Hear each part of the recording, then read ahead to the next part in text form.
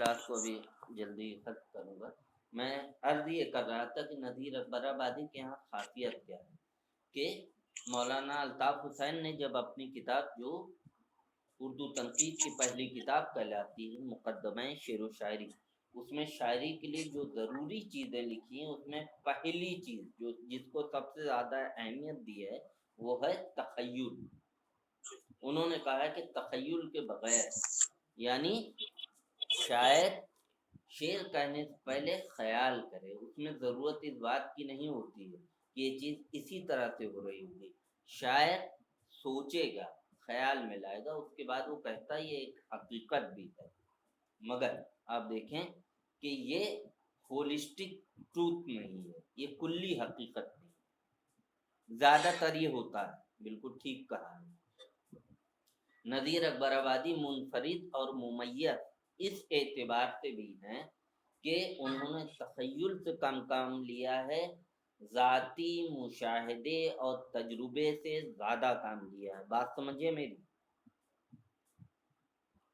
یعنی انہوں نے گھر کے اندر بیٹھ کے سوچ کے کہ یہ چیزیں، یہ مناظر، یہ خیالات، یہ موضوع ایسے بھی پیش کیا جا سکتا ہے، ہم یہ سوچ سکتے ہیں کہ معشوق اور عاشق اس طرح سے مل رہے ہوں یا کچھ اور چیزیں سوچ سکتے ہیں۔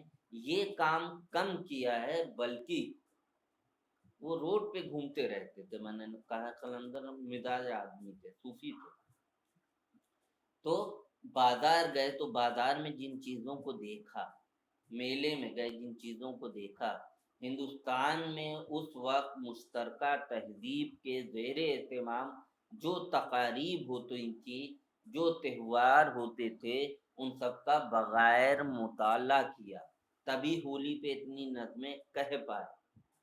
شب برات کس طرح سے منائی جاتی تھی اس کو دیکھا، عید کس طرح سے ہوتی تھی عوام الناس میں، اس چیز کا بغیر مطالعہ کیا۔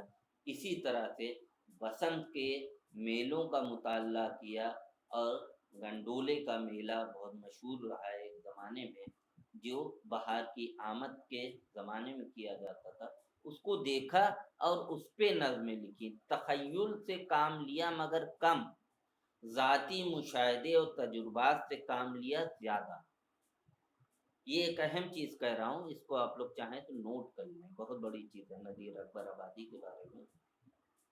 میں اپنا مضمون بھی دیکھوں گا، اس میں بھی آپ دیکھیں گے، پھر میں اس کی ایکسپلینیشن آپ لوگوں کو اب تک کر رہا تھا کہ نذیر نے تخیل سے کم کام لیا، مشاہدے سے اور ذاتی تجربوں سے زیادہ کام لیا ہے، تو شاعری کے لیے یہ حتمی شرط نہیں، لازمیت نہیں ہے کہ تخیل کی بلند پروازی ہی ہو۔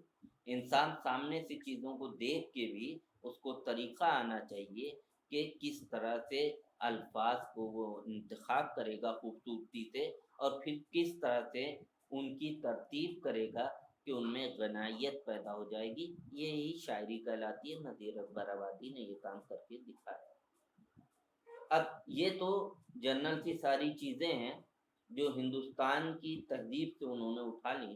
اس کے علاوہ میں ذکر کر چکا ہوں پہلے بھی، اب بھی کہہ رہا ہوں کہ عام انسانوں کے مسائل، انہوں نے بادشاہوں کے مسائل پہ نہیں لکھا ہے، اسی لیے قصائد نہیں لکھے ہیں نذیر اکبر آبادی نے۔ دیکھے وہ بادشاہ، حکمراں، وزراء اور نوابین کے تعلق سے لکھے جاتے ہیں۔ نذیر اکبر آبادی نے کیا کیا؟ مفلسی، اس کا تعلق کس سے ہوتا ہے؟ غریب عوام سے ہوتا ہے۔ اس پہ بہت خوبصورت نظم لکھی ہے، اور اس وقت لکھی جب اردو شاعری میں ایسی نظموں کا کوئی بھی تصور موجود نہیں تھا۔ صرف ایک نام آتا ہے قلی قطب شاہ کا، پچھلے کلاس میں ذکر کر چکا ہوں کہ قلی قطب شاہ نے بھی نظمیں کہی ہیں، لیکن دو وجہوں سے وہ جدید نظم نہیں کہلائے گی۔